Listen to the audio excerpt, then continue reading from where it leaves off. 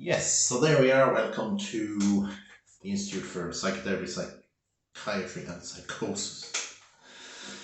This video is about schizophrenia and recovery. So what is schizophrenia? Schizophrenia is the creation of a false or delusional reality to heal the sense of self. So schizophrenia is the creation of a false reality to heal the sense of self. It is the Truman Show.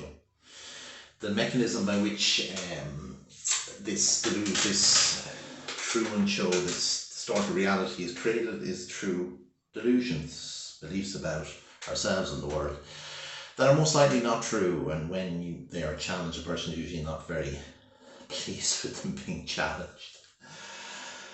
So delusions have two functions in general. The first is to allow the expression of two core emotions that people carry. One is terror and one is rage. So a person adopts the illusion that the aliens are coming to get them, and they're going to come, and through the adoption of that delusion, the person is able to express those two core emotions that she or he is carrying of rage and terror. The second function, the primary function of delusions, is to allow the person to believe that they're whatever Jesus Christ or Mary Magdalene or Joan of Arc. So the second function is the opposite to the primary, to the first function, in that it allows the person to input into themselves that I'm fantastic, wonderful and brilliant. If you believe you're Jesus Christ for 8 months, you'd be amazed or not amazed at how it transforms you. So delusions on the one hand allow for the expression of core emotions, and that is a discharge. It's an output, while an input is, I believe that I'm Jesus or I'm Mary Magdalene. So what you have with somebody who loses contact with reality or gets labelled or develops whatever schizophrenia is, that she or he is carrying a big ball of trauma. They carry a huge ball of trauma. This trauma is overwhelming. This trauma cannot be experienced or expressed as is. Okay? So therefore, whatever, 3 years of age, was in a car accident, nearly died. I can't express that. I can't experience that because it's so overwhelming. It's simply going to destroy who I am. So when a person has trauma, this ball of trauma to this degree, the way that the system adopts to heal it is to make something up, to invent something. It's called a delusion, and that delusion facilitates the discharge of that trauma to some degree so the person can re-enter reality. And that is how recovery occurs primarily.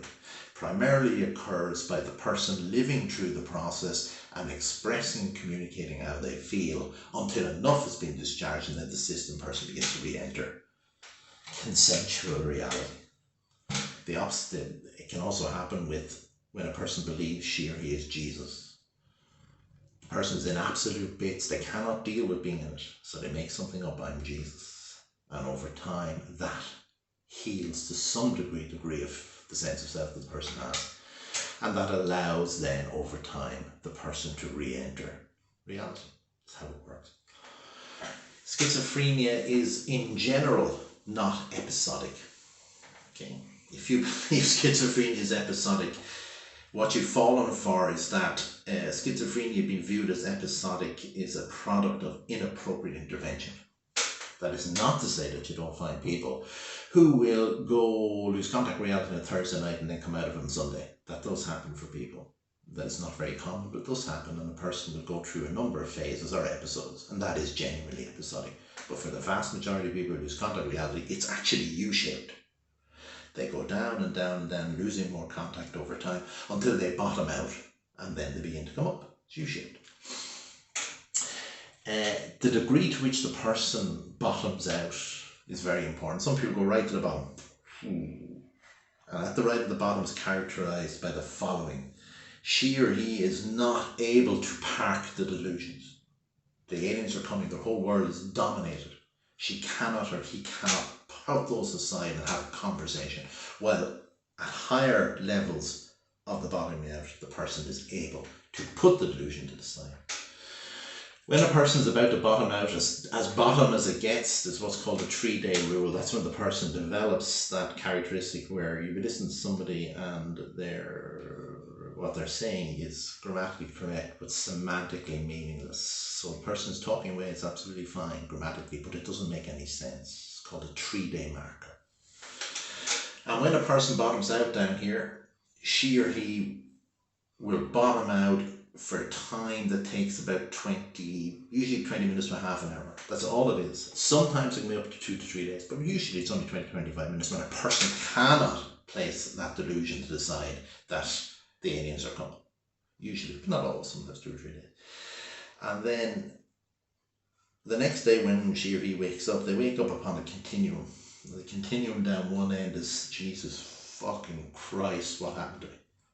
I genuinely believed yesterday the aliens were coming. I genuinely, absolutely genuinely believed it. And it's been really, wow.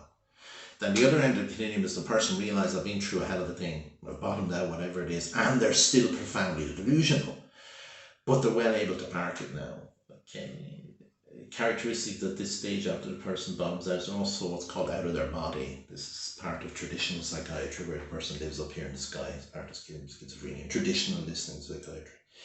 And when the person is out of their body, they'll remain out of their body for between about 6 to 8 weeks after bottoming out. And slowly over that time, the person will come back in. Okay. Recovery then after that takes between about 3 months and 2 years. And the person recovers primarily in 3 ways. One, the person communicates and expresses what's going on for them. They talk it out. The other one is they walk it out. The other one is they cycle it out. 3 the classic, not the only one. And that episode then is resolved usually in three different ways. Firstly, the person just stops talking about the delusions. It happens over time. You realize, oh. Secondly, the person goes to bed on a Friday night, gets up on Saturday morning, never talks about it again. And you just go, oh God, that's great. That's the person who's a company. And you let them get on with living their life. And the other one is that they transition from a loss of contact of reality model, which is schizophrenia, to a trauma model, where they begin to talk about themselves and their history and their life and their sense of who they are as a person. That's what happens. For people who lose contact with reality, there's 6 guiding principles of working with a person who's contact with reality. In terms of losing contact with reality, it is self-resolving, provided that a person is accompanied appropriately. The biggest risk to the person is external and inappropriate intervention. You don't know what the fuck you're doing, and you go in there and you think, oh God, I'm going to give this and that and the other, and all you do is just a pathway to chronicity. The 6 things in relation to somebody: number 1, the person needs time. Secondly, space. The person needs to avoid inappropriate intervention.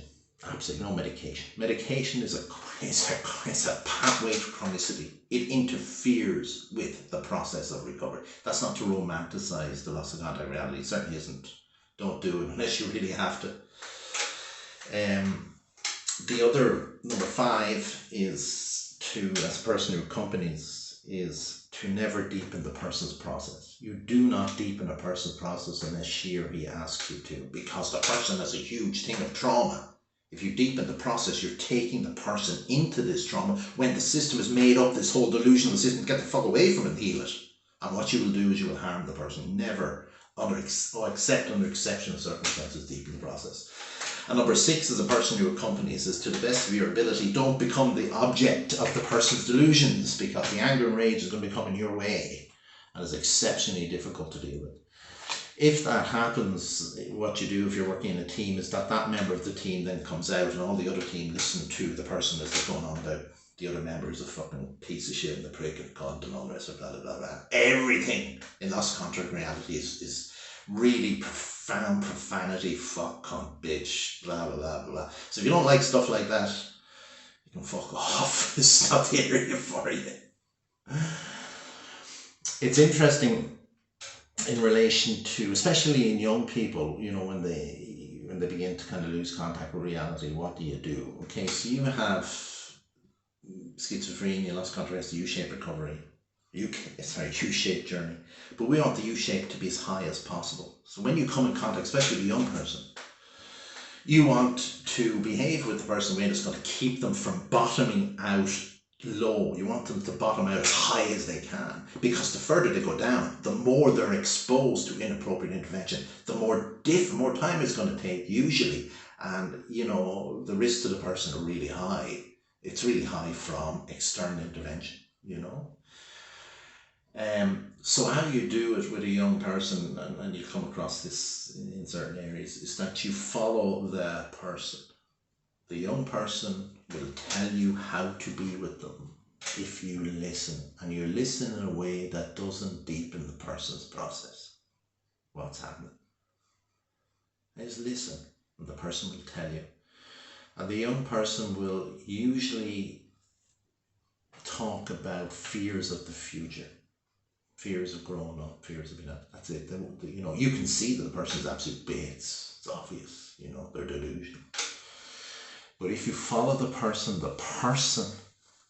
will teach you how to be with them, to accompany them to recover, and all the other things that apply as well. Time and space, and you ordinaryize everything. You normalize everything. Okay. You reassure the person, yeah, people go through stuff like this, yeah, we get a bit off, yeah, be fine, be okay, of course you will. And that then further gives the person to go within themselves, this is what I need, without deepening it, without bringing it into a deep conversation of who you are as a person. That, just listen. Okay, this is what they're telling me they need. Anything else to say about this? Probably loads. Anyway, there's a second video that's in relation to this that was attached to this site as well. Okay, Garmila Mangi Delaire, Slong of Foil.